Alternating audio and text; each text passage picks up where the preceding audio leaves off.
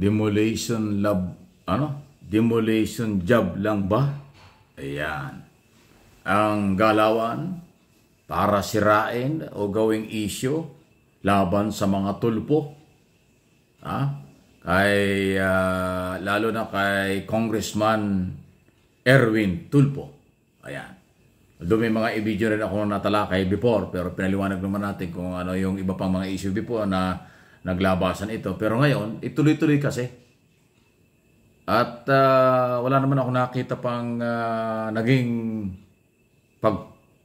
pagpatol o statement ang mga tulpo, lalo na si Congressman Erwin Tulfo.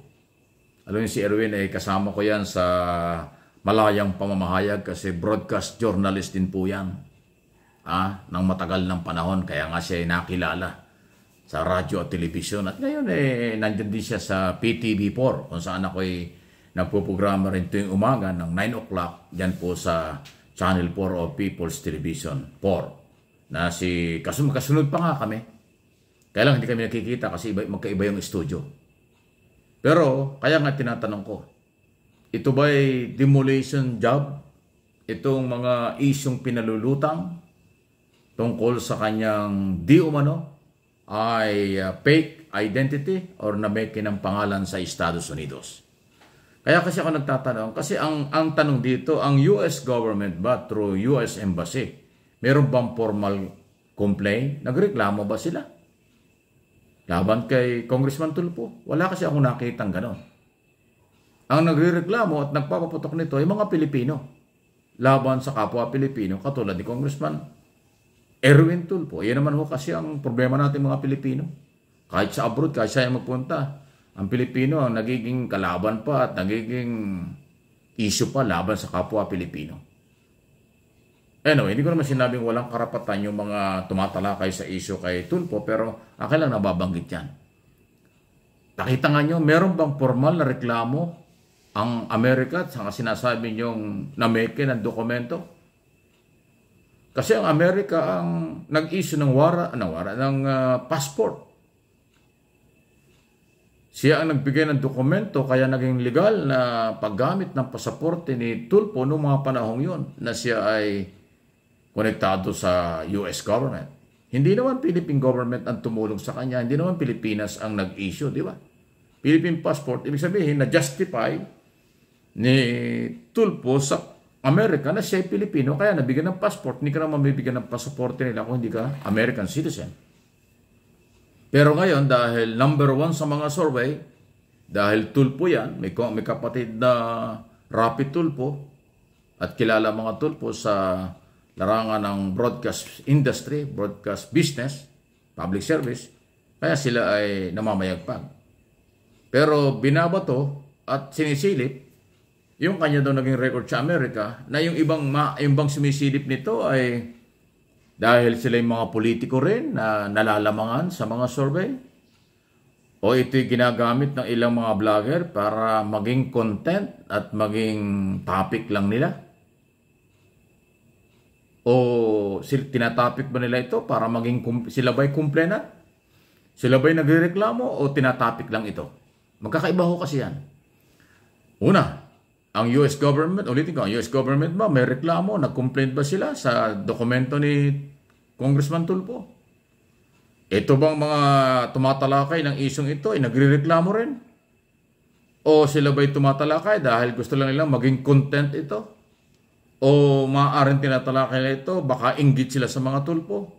O tinatalakay nila ito para lang sila'y mapanood, subaybayan, dahil kilala yung mga Tulfo?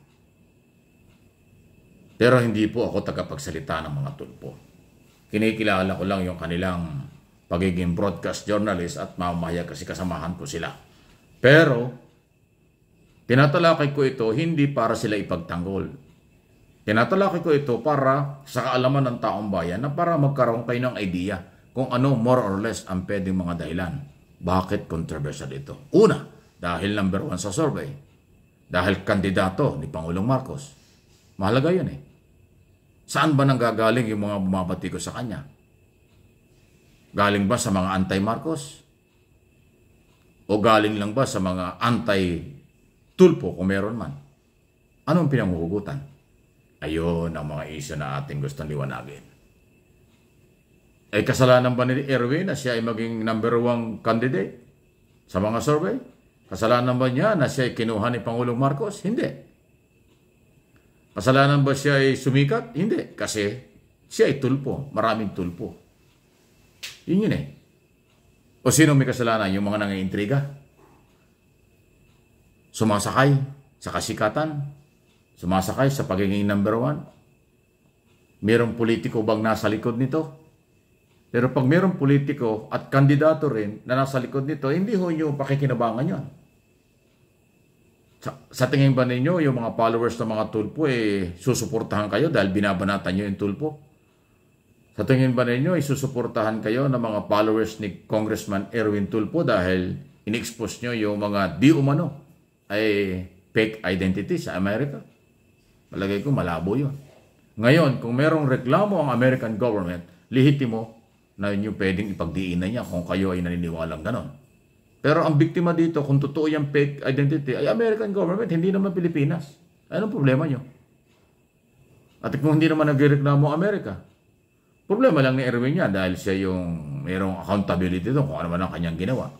Hindi ko sinabing totoo yan na hindi. Siya yung merong pananagutan kung ano man ang kanyang ginawa. Hindi naman ang Pilipinas ang mananagot yan. Pero pag ibinoto at nanalong senador, ibang usapin na yan. Yan ang ating abangan. Si Erwin ba pag naging senador ay pwede pang makabalik sa Amerika bilang turista o bilang senador-elect ng Pilipinas kung sakali? O siya ba ngayon ay may balak pang bumalik ng Amerika? May personal po yan. Hindi natin alam yan. Nasa kanya yan.